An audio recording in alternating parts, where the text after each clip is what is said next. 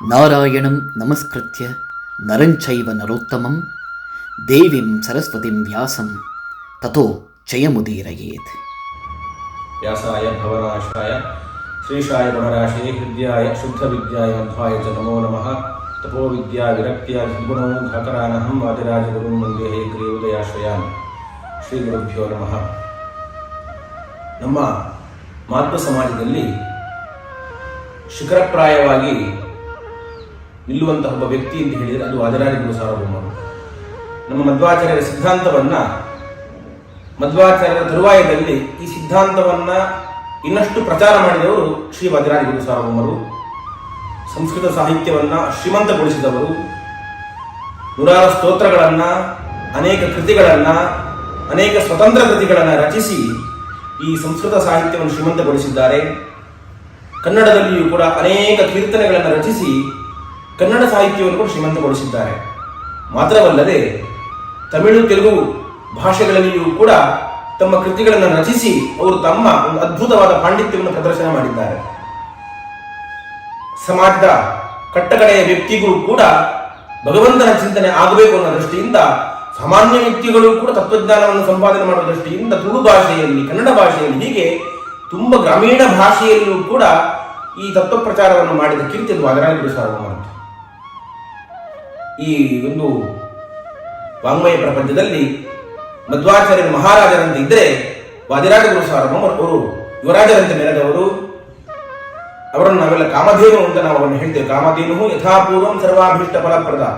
ಹಿಂದೆ ಹೇಗೆ ಕಾಮಧೇನು ಎಲ್ಲ ಅಭೀಷ್ಟಗಳನ್ನು, ದೇವತೆಗಳಿಗೆ ಎಲ್ಲ ಅಭೀಷ್ಟಗಳನ್ನು ಅದೆಲ್ಲ ಈಡೇರಿಸ್ತಾ ಇತ್ತು, ಅದೇ ರೀತಿಯಾಗಿ ಯಥಾಕಲೋ ವಾದಿರಾಜ, ಈ ಒಂದು ಕಲಿಯುಗದಲ್ಲಿ ಕಾಮಧೇನುವಿನಂತೆ ಭಕ್ತರ ಎಲ್ಲ ಅಭೀಷ್ಟಗಳನ್ನು ಈಡೇರಿಸುವವರು ಅದು ವಾದಿರಾಜ ಗುರು ಸಾರ್ವಭೌಮರು ಅನ್ನುವ ಹೆಗ್ಗಳಿಕೆ ಅವರದ್ದು. ಎಲ್ಲ ಸಜ್ಜನ ಪ್ರಪಂಚ ಅವರ ಸೇವೆಯನ್ನು ಮಾಡಿ ಇವತ್ತಿಗೂ ಕೂಡ ತಮ್ಮ ತಮ್ಮ ಅಭೀಷ್ಟವನ್ನು ಸಂಪಾದನೆ ಮಾಡಿಕೊಳ್ತಾ ಇದ್ದಾರೆ. ಅಂತಹ ವಾದಿರಾಜ ಗುರು ಸಾರ್ವಭೌಮರ ಆರಾಧನೆಯನ್ನ ಅಮೆರಿಕದಲ್ಲಿರುವಂತಹ ಸಿಯಾಟಲ್ ನಗರದಲ್ಲಿ ಎಲ್ಲ ಮಾಧ್ವ ಬಂಧುಗಳು ಸೇರಿ ಅವರ ಆರಾಧನೆಯನ್ನು ಬಹಳ ವೈಭವದಿಂದ ಆಚರಿಸ್ತಾ ಇದ್ದೀರಿ. ತನ್ನಿಮಿತ್ತವಾಗಿ ವಾದಿರಾಜರ ಕುರಿತಾಗಿ ಆಂಗ್ಲ ಭಾಷೆಯಲ್ಲಿ ಒಂದು ಕಿರುಚಿತ್ರವನ್ನು ಕೂಡ ಮಾಡಿದ್ದೀರಿ. ನಿಮ್ಮ ಈ ಒಂದು ಮಾಡಿದ ಕಾರ್ಯ ಅದು ಶ್ಲಾಘನೀಯವಾದದ್ದು. ವಾದಿರಾಜರ ಕುರಿತಾಗಿ ಇನ್ನಷ್ಟು ಪ್ರಚಾರವನ್ನು ಮಾಡಿ ಅವರ ಸೇವೆಯನ್ನು ಎಲ್ಲ ಭಕ್ತ ಜನತೆ ಮಾಡಿ ಅವರ ಅನುಗ್ರಹವನ್ನು ಸಂಪಾದನೆ ಮಾಡಲಿ. ಈ ಆರಾಧನಾ ಪರ್ವಕಾಲದಲ್ಲಿ ಅವರ ವಾದಿರಾಜ ಗುರುವರ ವಿಶೇಷ ಅನುಗ್ರಹ ಎಲ್ಲ ಭಕ್ತ ಜನತೆ ಮೇಲೆ ಇರಲಿ ಅಂತೇಳಿ ನಾವು ವಿಶೇಷವಾಗಿ ವಾದಿರಾಜರಲ್ಲಿ ಪ್ರಾರ್ಥನೆಯನ್ನು ಮಾಡುತ್ತೇವೆ. The lifespan of human beings in Kali Yuga is 120 years. It's a rare sight to see people who lived for 120 years, of which Sri Vadiraja is one such yati. He was the 20th pontiff of Kumbasi Mutt, which was headed by Sri Tirtharu, who was Sri Madhvacharya's Purvashrama brother. On the occasion of his Aradhana, it warrants to delineate a brief account of Sri Vadiraja's life history and his unique contributions to the mankind. The couple Ramacharya and Gauri were childless. They offered seva to Sri Vadiraja Tirtharu, the 19th pontiff of Kumbasi Mutt. Swamiji blessed and apprised them that if a child is born outside the house, then it needs to be handed over to the mutt. As fate would have it, the couple were blessed with a baby boy born in the nearby paddy field called Gaurigatte at a place called Huvinakere near Kumbasi on Magha Shuddha Dwadashi in 1480 AD. The boy was named as Bhuvaraha. As agreed, the couple handed over the child to the mutt. Sri Vadiraja Tirtharu took special care of the child. After attaining the age of 5, Bhuvaraha received Brahmopadesha and had his initial schooling with Sri Vidyanidhi, who was a disciple of Sri Vadiraja Tirtharu. At the age of 8, Bhuvaraha was ordained into Sannyasashrama from Sri Vadiraja Tirtharu and was named Sri Vadiraja Tirtharu. Sri Vadirajaru received advanced schooling from Sri Vadiraja Tirtharu and Sri Vyasarajaru. Sri Vadirajaru toured the length and breadth of India 3 times, debated and defeated innumerable renowned scholars. During one such debate held at Penugonda at Andhra Pradesh, he was crowned as Prasangaparana Tirtharu. He was instrumental in forming Dasakota along with Sri Sripadarajaru, Sri Vyasarajaru and Sri Purandaradasaru. Once a rich landlord faced an issue wherein all his harvest were being eaten by a white invisible horse. The landlord took this matter to Sri Vadirajaru and requested for some help. Sri Vadirajaru called the landlord to his place the next day, finished the puja and kept a plate filled with muddy, commonly known as Hayagriva desert, on his head and started reciting Dashavatara Stuti. From nowhere, a white horse appeared and rested its 2 legs on Sri Vadirajaru's shoulder and consumed the Hayagriva desert. At the conclusion of Dashavatara Stuti, the same white horse vanished. That landlord was blessed by Lord Hayagriva in the form of a horse.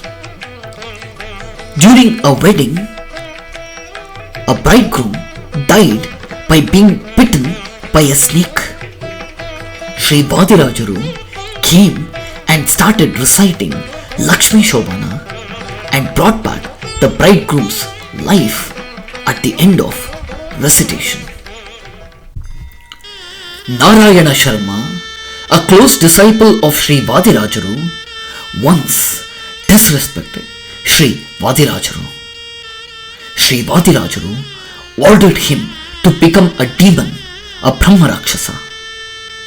Later on, Sri Vadirajaru pardoned and named him Bhutaraja and took his service to fly Sri Trivikramadevaru from Badrikshetra to Sonda on a chariot. Sri Vadirajaru saw Venkatadri, Tirumala hills as a saligrama and did not want to ascend it on his legs. He instead ascended it on his knees. He presented Lord Srinivasa a golden necklace comprising 108 saligrama. Lord Srinivasa himself bent forward to make it easier for Sri Vadirajaru to garland. Even today, Lord Srinivasa at Tirupati adorns this saligrama necklace. All these events just goes to show the different mahimas that Sri Vadirajaru exhibited.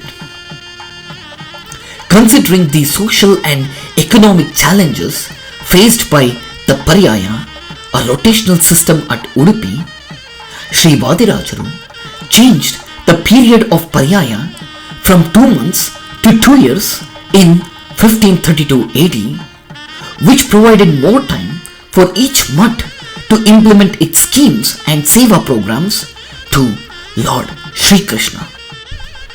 This decision led to a huge improvement in the facilities at Udupi and which further helped devotees across the country flock to Udupi to get Lord Sri Krishna's darshan. Sri Vadirajaru procured Garuda and Mukhya Prana idols from Ayodhya and installed them before Lord Sri Krishna at Udupi. He also installed Sheshdevaru and Navagraha idols, thus making Udupi a kshetra, a religious center. Sri Vadirajaru decorated his Upasyamurti, Purvaraha, with a garland comprising 120 precious stones made of ruby, emerald, topaz, turquoise, zircon, diamond, and so on. The ruby stones were commentaries on Srimad Nyayasudha, Tattva Prakashika, Upanishads, Mahabharata, Tatparya, Nirnaya, and so on. Sri Vadirajaru offered 100,000 golden flowers in the form of Mahabharata Lakshalankara. Some of the emerald stones were Mahakavya in the form of Rukminesha Vijaya, Sarasa Bharati Vilasa, and so on. He offered zircon stone in the form of Tirtha Prabandha, which is an amazing travel guide to all travelers.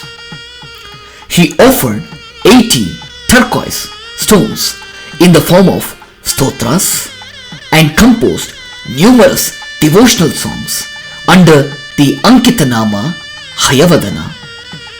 To top it all, he offered diamond in the form of Yukti Mallika, which adorns Lord Varaha's neck as Kaustuba, meaning pendant.